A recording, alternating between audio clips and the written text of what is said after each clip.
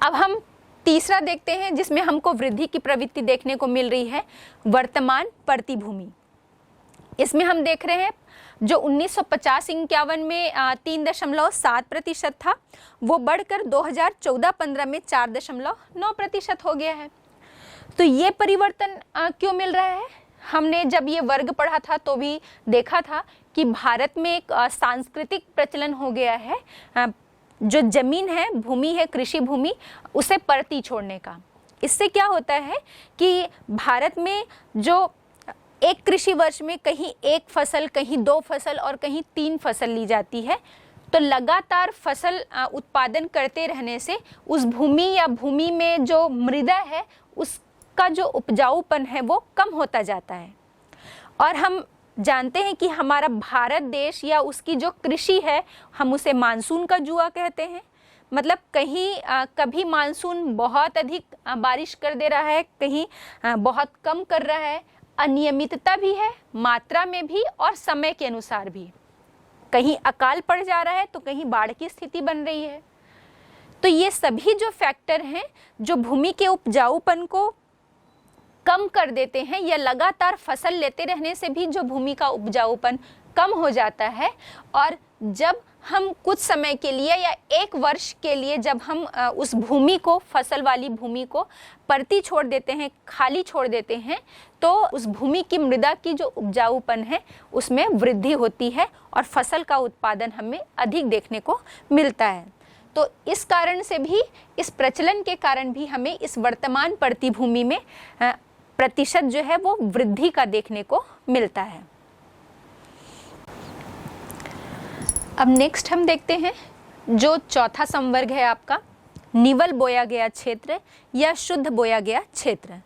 इसमें भी हमें वृद्धि की प्रवृत्ति देखने को मिल रही है। जो 1950-51 में 41.7 था, वो 2014-15 में बढ़कर 45.5% हो गया है।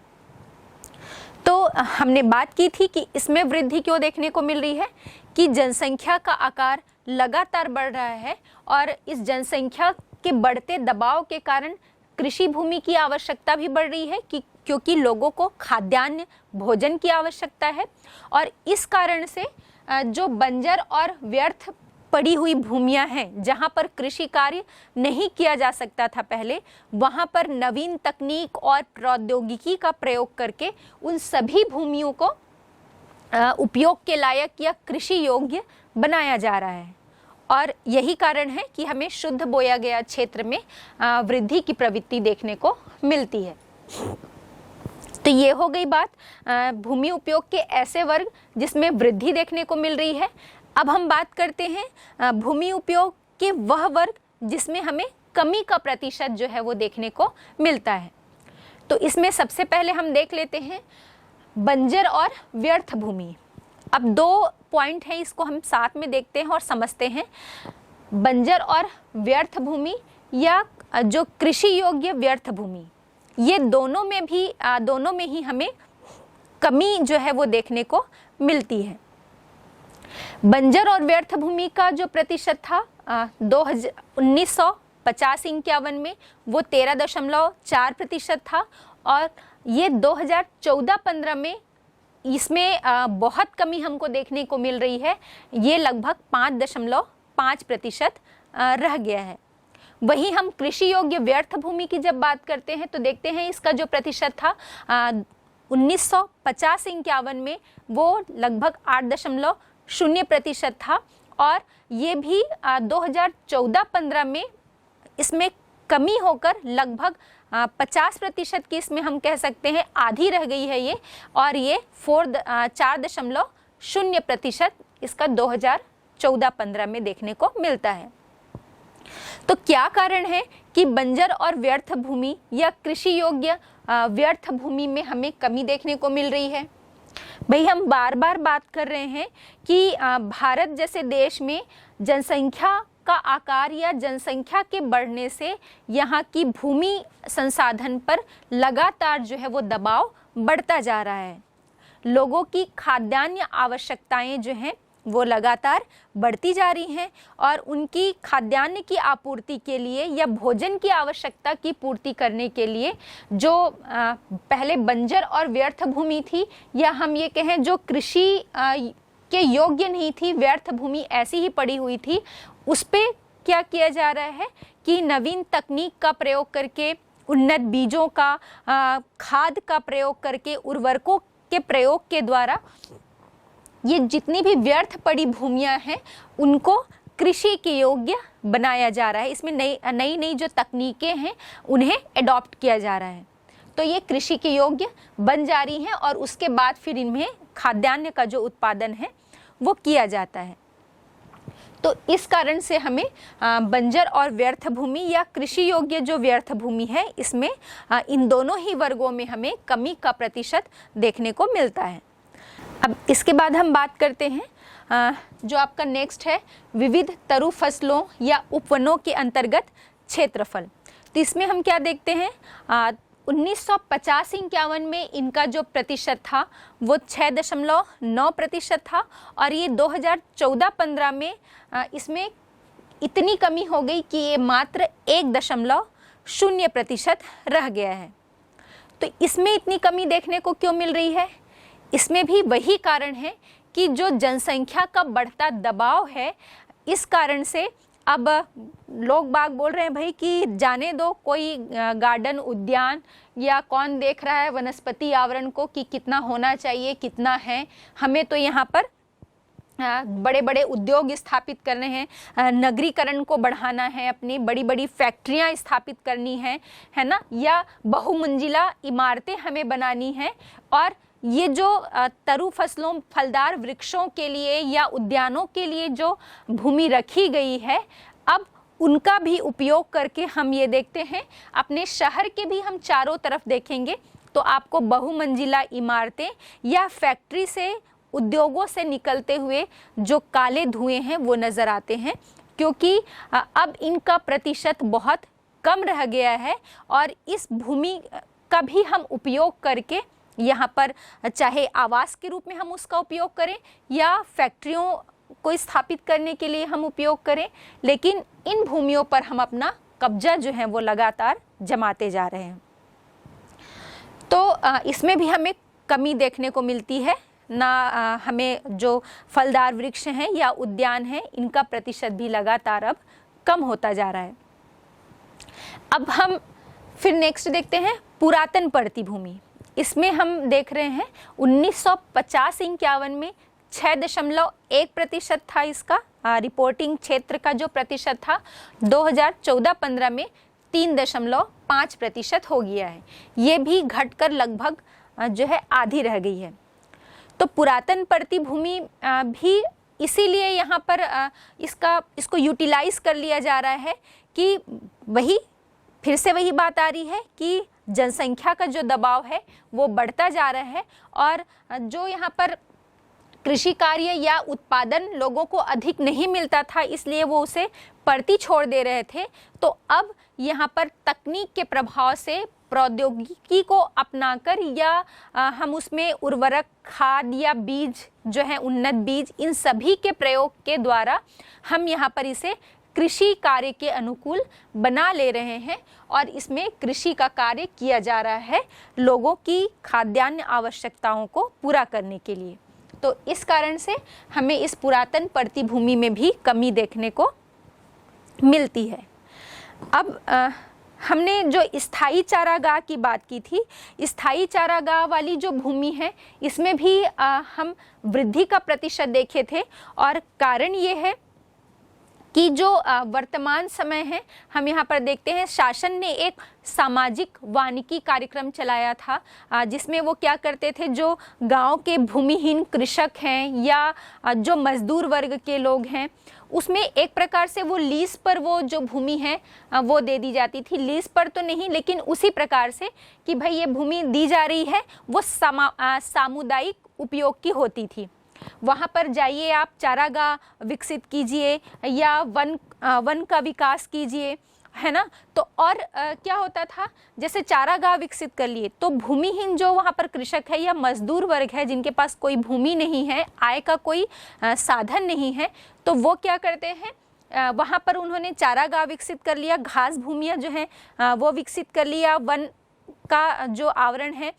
वो विकसित कर लिया, और वहाँ पर वो अपनी पशुओं को चराकर कि अपने जीवन यापन के लिए उनकी आय का वो एक प्रमुख सोर्स थी। इसी प्रकार हम ग्रामीण महिलाओं की भी बात करेंगे तो महिलाओं की एक जिम्मेदारी होती है कि पशुओं के लिए चारा इकट्ठा करना या ईंधन के लिए लकड़ियाँ इकट्ठी करना। तो अगर गांव में ये स्थायी चारागाह वाली भूमि नहीं होती थी तो उन्हें बहुत दूर तक जाकर चारा या ईंधन के लिए लकड़ी जो है वो इकट्ठी करनी पड़ती थी। लेकिन ये भूमि में विकास होने से या वृद्धि होने से अब उन महिलाओं को बहुत अधिक दूरी तय नहीं करनी पड़ती और गांव के क्षेत्र के अंदर ही उन्हें अपने पशुओं के लिए चारा या ईंधन के लिए जो लकड़ी है वो मिल जाती है। और इसका दूसरा फ़ायदा ये होता था कि उससे जो आय प्राप्त हो रही है, हमने जो बात की सामाजिक वानिकी कार्यक्रम जो एक शासन ने चलाया था, तो वृक्षारोपण से संबंधित कार्य या चारागाह विकसित करने से संबंधित जो कार्य वहाँ पर किए जाते थे और उससे जो आय होती थी, तो शासन का ये था भाई कि आप ही उसमें परिश्रम कीजिए और उससे जो होने वाली आय है वो भी आपकी ही है, उनके लाभ के लिए ही उसे उपयोग किया जाता था। तो ये एक बहुत सफल कार्यक्रम भी रहा और इस वजह से स्थायी चारागाह भूमि जो है उसमें हमें विकास देखने को मिला या वृद्धि की जो प्रवृत्ति है वो देखने को मिली। और दूसरा एक और फैक्टर है, एक हमें पता है मनरेगा जो कार्यक्रम चलाया जाता है, महात्मा गांधी रोजगार गारंटी जो योजना है, इसके तहत भी इस भूमि का जो विकास है वो किया गया और वो गांव के लोगों के ही द्वारा, उनके द्वारा ही परिश्रम करा के उन्हें रोजगार उपलब्ध कराया गया और इस प्रकार की भूमि को जो है वो अधिक विकसित किया गया। तो स्थायी चारागाह भूमि में वृद्धि का प्रतिशत हमें इन्हीं कारणों से देखने को मिलता है। हम अपने भारत में भूमि उपयोग में परिवर्तन में वृद्धि और कमी वाले संवर्गों को हमने देखा कि कमी क्यों हो रही है और वृद्धि क्यों देखने को मिल रही है। अगर हम भारत में अपने समस्त कृषि भूमि संसाधन की यदि बात करें तो कृषि भूमि संसाधन का अनुमान हम कैसे लगाएंगे, जिसमें जितनी भी परती भूमि है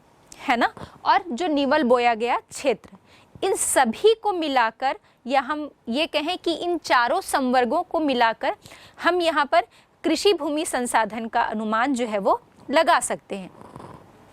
और हम ये देखते हैं कि भारत में हमने देखा कि कृषि योग्य जो व्यर्थ भूमि है ना, कृषि योग्य व्यर्थ भूमि में उसका जो प्रतिशत है उसमें कमी देखने को मिल रही है। लेकिन इसमें कमी के बावजूद हम ये देख रहे हैं कि कृषि योग्य भूमि में भी या कृषि योग्य भूमि वाले संवर्ग में भी हमें कमी देखने को मिलती है। तो ये क्यों?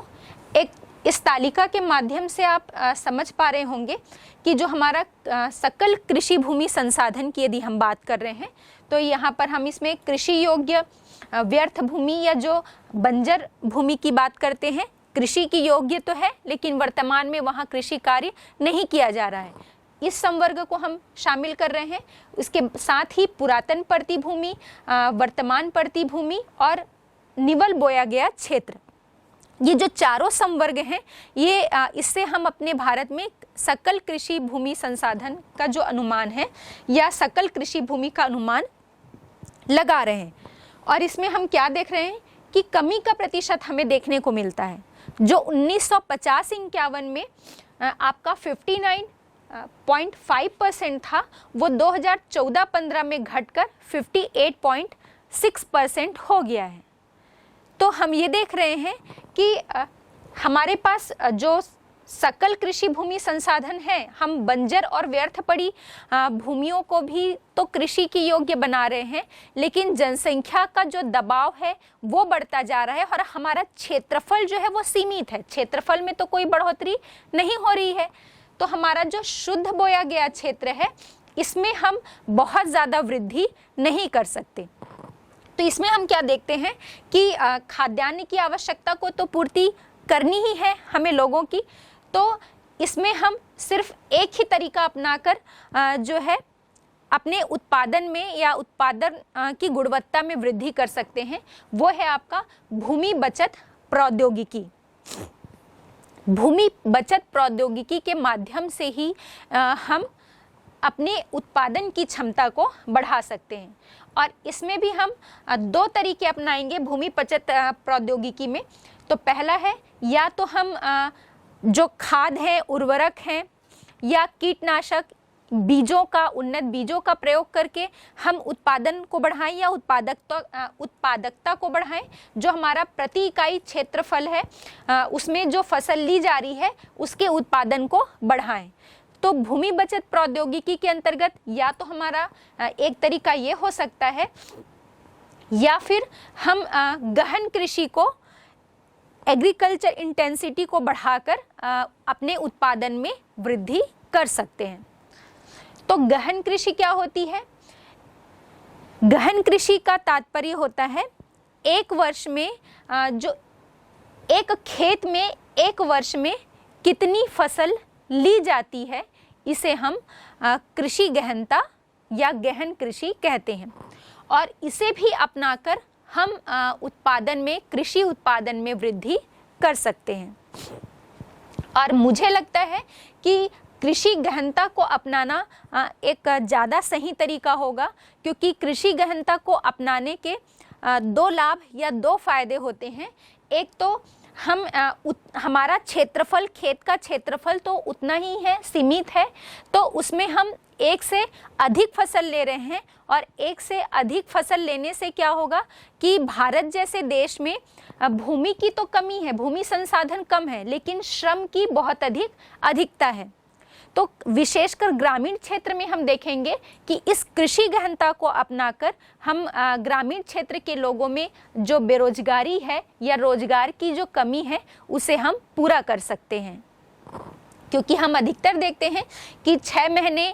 जो कृषि कार्य हो रहा है और बाकी जो जब फसलें नहीं ली जाती हैं तो लोग उस समय पर बेरोजगार हो जाते हैं। तो इससे ये फ़ायदा होगा कि जब हम कृषि गहनता को अपनाएंगे, हर क्षेत्र में अपनाने की इसको कोशिश करेंगे, तो ग्रामीण क्षेत्र के जो लोग हैं, मजदूर वर्ग जो है, विशेषकर भूमिहीन कृषक हैं, उन्हें रोजगार की प्राप्ति होगी। तो इसका एक सबसे बड़ा फ़ायदा ये है, और हमें कृषि गहनता को अपनाकर ही जो उत्पादन है उसमें वृद्धि करनी चाहिए। कृषि गहनता को निकालने का एक फार्मूला होता है, सूत्र है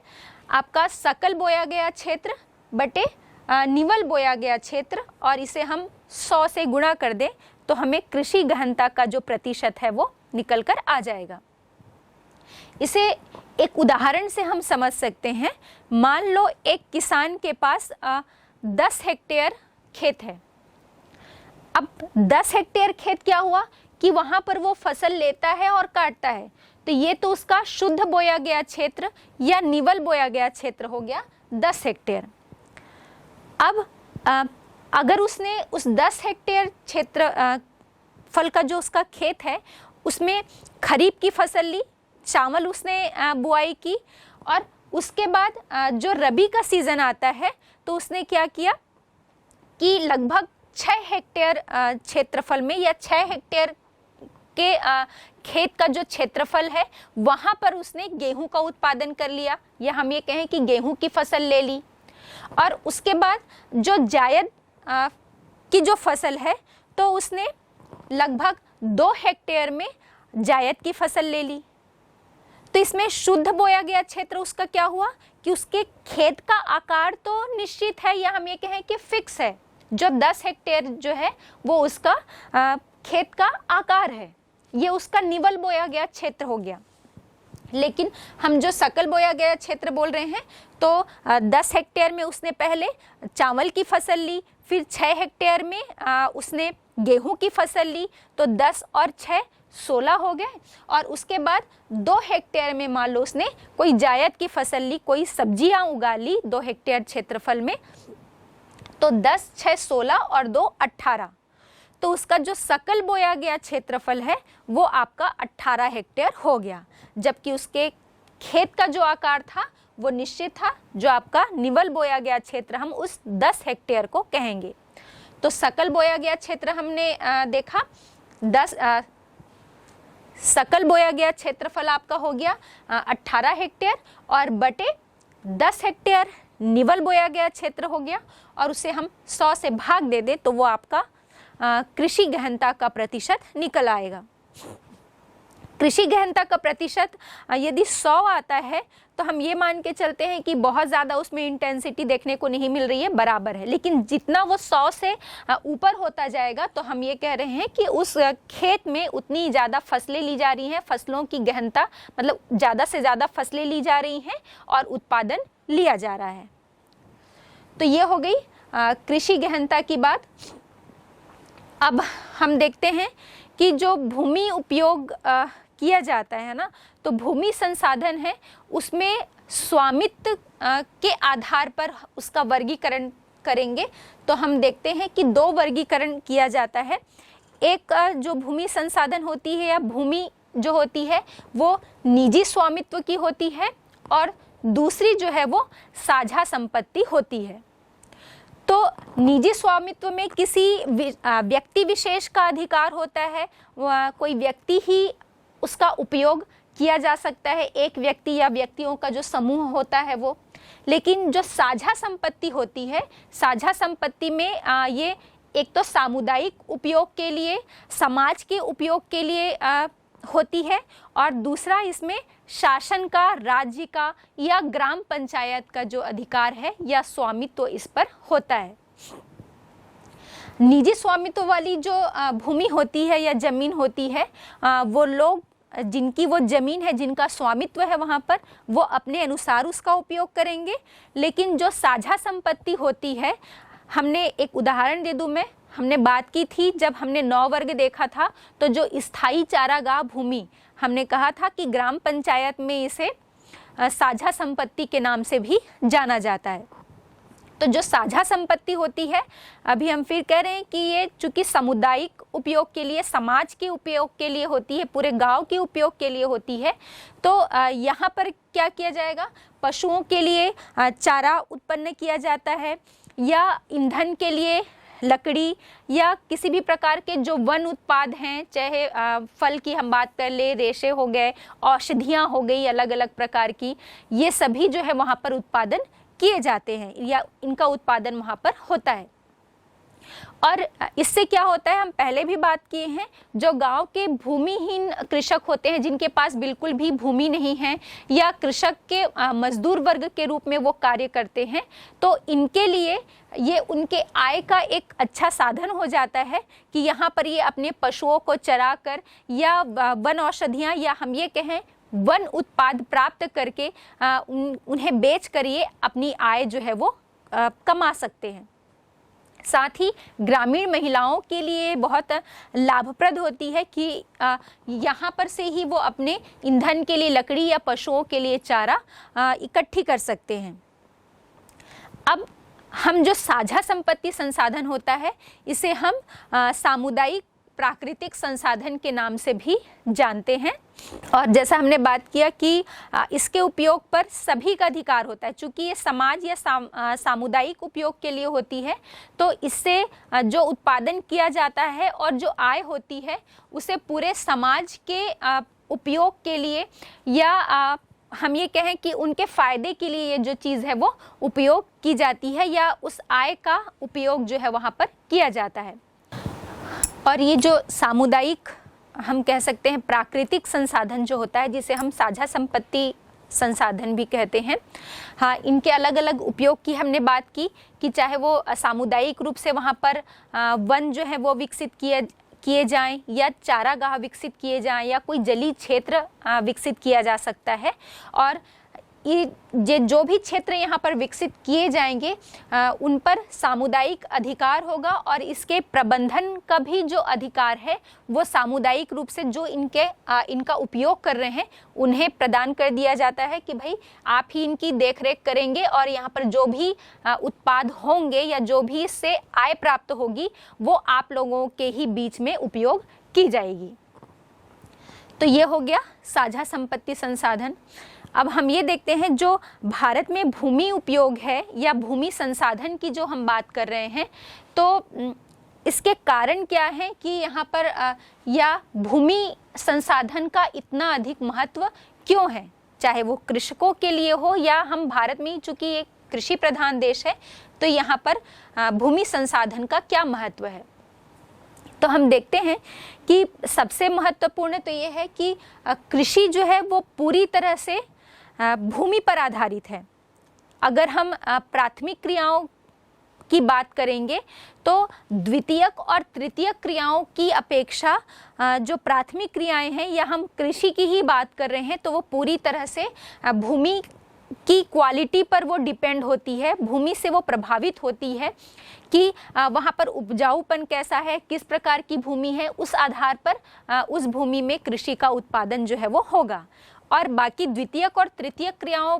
पर भूमि का उतना अधिक प्रभाव नहीं पड़ता। इसीलिए भूमि का कृषि के लिए सबसे अधिक महत्व है। और हम ग्रामीण क्षेत्रों में चले जाएं तो ग्रामीण क्षेत्रों में हम ये देखते हैं कि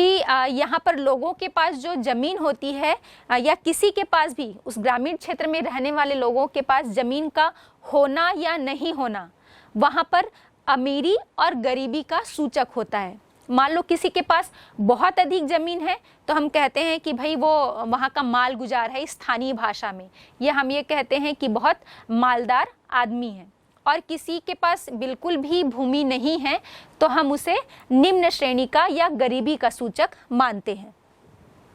दूसरा महत्व हम देखते हैं कि जो भूमि की गुणवत्ता है जैसा कृषि के उत्पादन को वो बहुत अधिक प्रभावित करती है, जबकि चाहे वो सड़कें अगर बनानी हो या आवास का निर्माण करना हो या किसी भी प्रकार के उद्योग का वहाँ पर विकास करना हो तो इन सभी में या हम दूसरे शब्दों में कहें कि द्वितीयक और तृतीयक कार्यों में भूमि की जो गुणवत्ता है कि वो उपजाऊ है या नहीं है, बंजर है या उपजाऊ जमीन है, इन सभी का उन पर कोई प्रभाव नहीं पड़ता। लेकिन कृषि पर वहाँ पर की भूमि की गुणवत्ता का, उसका समतल होना, उसका उपजाऊपन होना कृषि को बहुत अधिक प्रभावित करता है। साथ ही हम इसका तीसरा महत्व देखते हैं। हम ग्रामीण क्षेत्रों की बात करेंगे तो ग्रामीण क्षेत्रों में भूस्वामित्व जो है वहाँ पर आर्थिक संपन्नता का और सामाजिक समृद्धि का सूचक भी माना जाता है। और साथ ही साथ हम ये देखते हैं किसी भी प्रकार की जो अकाल की परिस्थिति हो गई या कोई आपदा की परिस्थिति आती, कोई भी किसी भी प्रकार की जो आपदा है तो हम यहाँ पर जो भूमि है उसे सुरक्षा के रूप में, है ना, निजी संपत्ति सुरक्षा के रूप में यहाँ पर देखते हैं, या हमें वो भावना होती है कि इतनी ज़मीन है हमारे पास तो वो हमें एक संपत्ति से संबंधित सुरक्षा जो है प्रदान करती है। तो ये हो गए भूमि उपयोग मतलब कृषि के लिए या भारत के जो ग्रामीण क्षेत्र हैं या भारत में भूमि संसाधन का क्या महत्व है। और बच्चों इसमें जो हमने आज भूमि संसाधन के विषय में जितनी भी बातें की, चाहे हमने उसका वर्गीकरण देखा, साझा संपत्ति संसाधन के बारे में बात की, भूमि उपयोग में कमी वाले संवर्ग देखे और वृद्धि वाले संवर्ग देखे, तो इसे आपको छोटे प्रश्नों के हिसाब से और बड़े प्रश्नों के हिसाब से भी तैयार करना है। विशेषकर जो हमने भूमि